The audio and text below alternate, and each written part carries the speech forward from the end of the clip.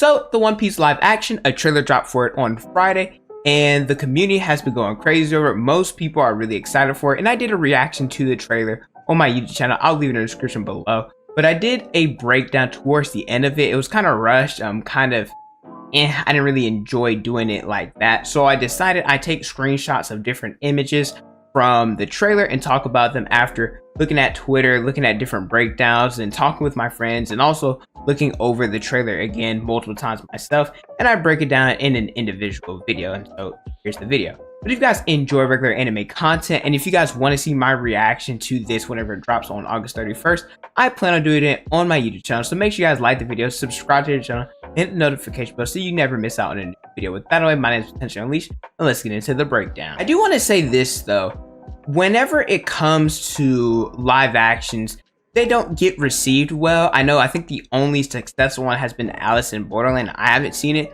but people do have to realize that the manga, the anime, and the live action are three separate things, because there's only so much that a live action can adapt, because there's only so much they can do in terms of production. Because when you're drawing a manga, you're not limited.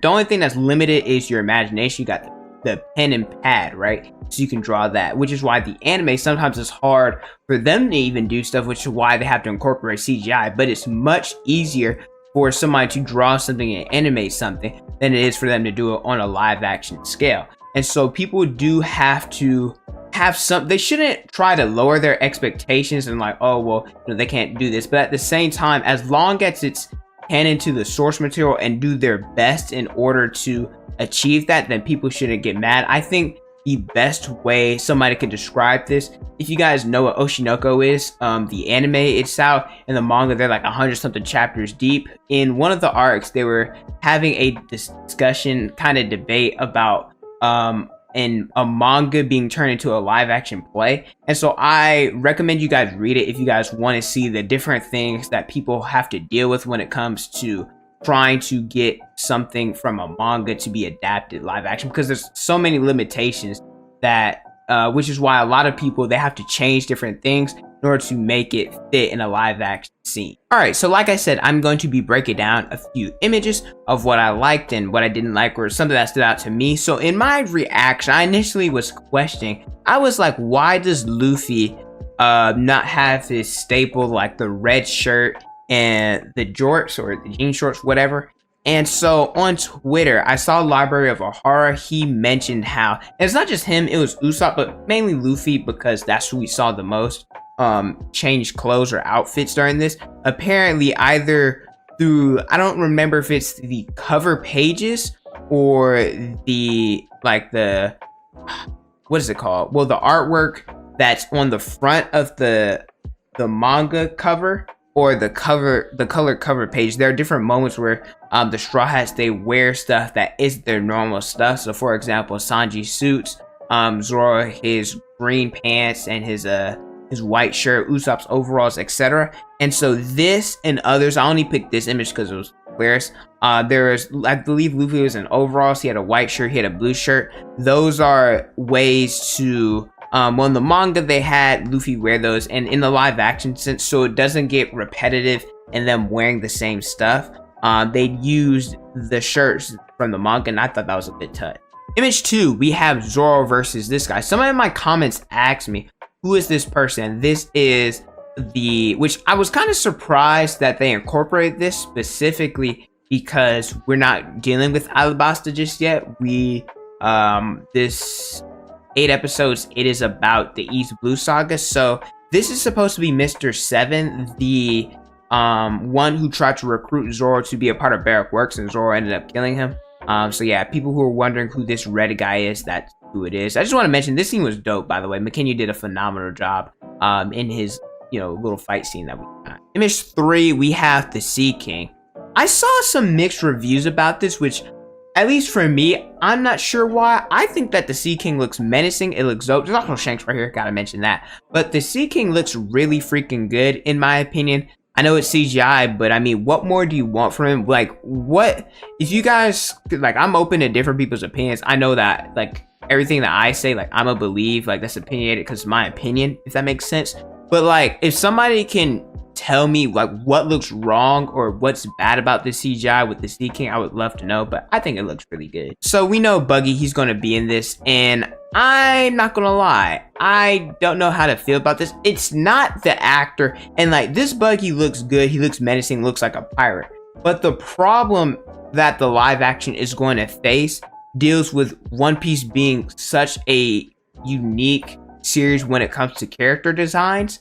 Like, I mean, what more do you want? Because I'm not trying, like, not hating on the actor or anything, but like Buggy in the manga and the anime, Buggy's an ugly dude. Like, he's just ugly. It is what it is. And there are some characters in the series that are some ugly looking characters. I guess Warple's one of them. Treble. Like, there's just some wonky, weird looking characters. And so, like, if this series does continue and does get picked up, I wonder how they're going to incorporate that in the live action sense, because maybe stuff like oars, like they can end up making like CGI, but let's say characters like Whitebeard. Like Whitebeard is supposed to be a big tall dude, and then like recently, like we seen the Zoro and Sanji versus King and Queen. King and Queen, I don't know how tall they are, but they, like, compared to Zoro and Sanji, who are supposed to be like 5'10", 5'11", King and Queen are like, they're what, like 20 feet tall maybe, or like 15 feet tall, I don't know, but they like tower and like are so much bigger. And Luffy's opponents, Katakuri, Crocodile, Doflamingo, and others, they're like humongous compared to him. So I wonder how they will incorporate that. And so seeing Buggy's design, like I said, he doesn't look bad. I think he looks good, looks menacing, looks like a pirate. But it opened up the question for me: how will they incorporate different wonky and unique character designs into the live action? This image right here is more so me nitpicking, because Zoro, he has his durag on here when he's just on the ship. And the reason why I'm saying this is because typically whenever Zoro, we get hyped as a fan base whenever he ties his durag, puts it on, because that's when we know it's about to go down and he's getting serious. So the fact that he has it on here, I mean, it just might be for the trailer, the aesthetic, to promote it. And because everybody knows Zoro would like his durag, but at the same time, me personally, I would just wish he didn't have it on. But like I said, I know that's nitpicking. I didn't mention this in my initial reaction because it went by so quick. We have Garp. I think this is Garp up here. I'm not sure, but it's his ship. Looks good. Nothing like crazy about it. Doesn't look bad. Maybe I wish like the colors were a little bit lighter, the white and like the teal kind of colors, but I like the dog. Like, it looks good. Nothing really crazy about it. Okay, we have Emily Rudd here, and I love her. She's beautiful, right? Happy that she's playing Nami. But one thing I do not like about this scene, if you guys can see like the little, this is the execution platform, and there's Marines right here, because this is the scene of Zoro and Luffy meeting up with Captain Morgan. And the reason why I'm saying this is because, yes, I understand that the live action, it's separate from the manga, it's its own thing, it's an adaptation. But I also don't want them, I'm giving them some leeway, but I don't want them to change the story too much.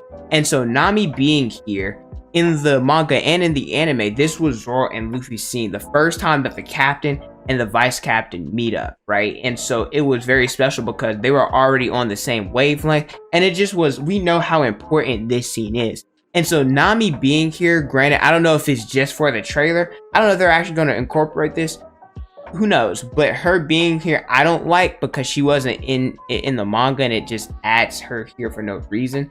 Her arc is Arlong Park, and we're going to get that, and so she doesn't necessarily need to be here for me. This is, and Zoro and Luffy are my favorite captain vice captain dynamic, them and Asta and Yami, but like they're my favorite duo in all of anime, so I really hope that she's not in this scene. And people might get mad at me for saying that, but I mean, hey, it's their scene. We have the Gum Gum pistol.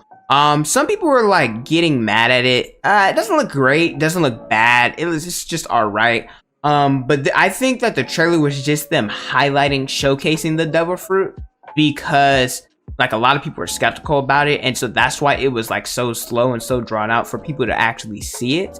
And so I think that whenever like the series is actually going, the more and more we see Luffy use his devil fruit, the less we're going to get like the slow panning shots, and we'll see like more of the like quick rapid shots of him using his devil fruit. It doesn't look bad, doesn't look great, it just looks all right. And so the last thing I want to do is I want to talk about the characters. Look at the screenshots we got from or the images we got for them, and then if you compare them to what they look like, overall I think that they look good. You know, we got all of them, especially Usopp. I'm really happy that they didn't give him like the elongated nose. I'm happy that Usopp looks good, Zoro looks good, Luffy, Nami, Sanji, all of them look great. But one thing I do want to mention, now we didn't get much dialogue or any that I remember with Sanji and Usopp, so but from what I've seen, they look great.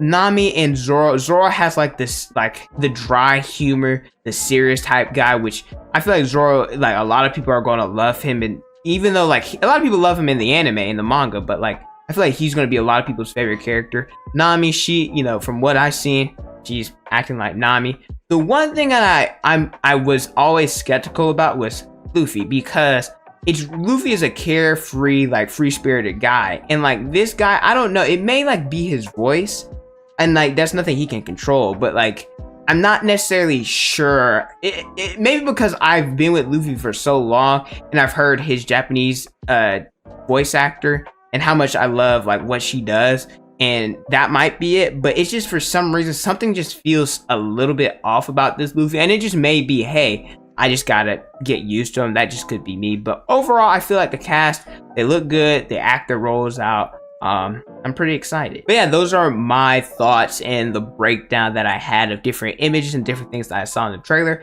I also did a little bit of a in-depth look about how I feel about our main cast looking like their counterparts from the anime and manga. But let me know how you guys feel about the One Piece live action in the comment section below. You guys excited? Let me know all of that. But thank you guys so much for watching. Don't forget to like, comment, and subscribe. Hit the notification bell so you guys never miss out on a new video. Follow me on Instagram, Twitter, Snapchat, and TikTok is on the screen in the description below. Thank you guys so much for watching, and don't forget to unleash your potential.